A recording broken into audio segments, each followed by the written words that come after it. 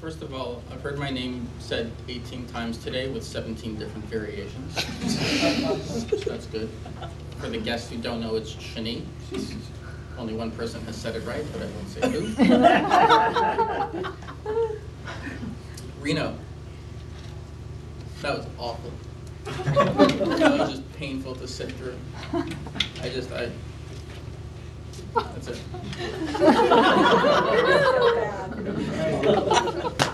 Okay, so first of all, for most of our guests, don't expect your CC 1 or 2 to be what Reno just did. Okay, that was superlative, especially for a CC 2, so I want to start with that. You started your speech with a question, if we knew even what your topic was about, and so that was a great way to engage everybody here. You're asking them a question, they're going to listen to what you're saying. Then you chose a pertinent topic, fear of speaking, which is why many people are here, either to increase their abilities or because they have an ultimate fear of it. So you engage them even more. And then you did it with humor, which told us, hey, this guy might even be interesting to listen to, so I'm actually going to pay attention to what he's listening to. I'm not just going to count the 5 minutes down.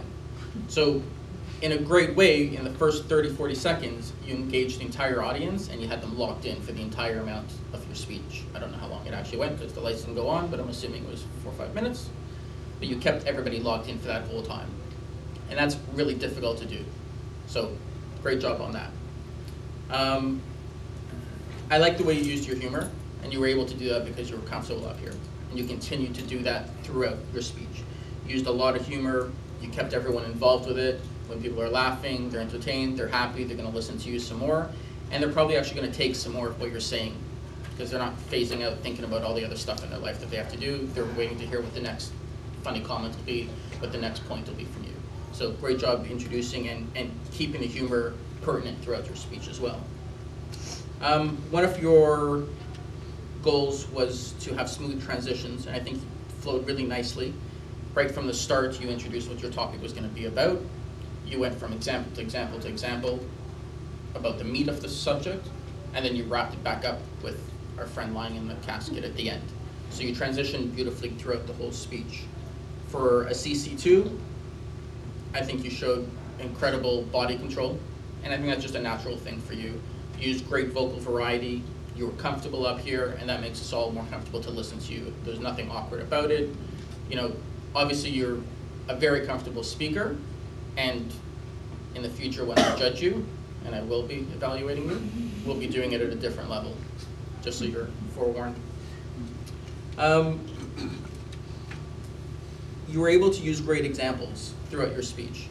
And it's hard for me to explain what I mean exactly, but you used examples to exemplify things properly.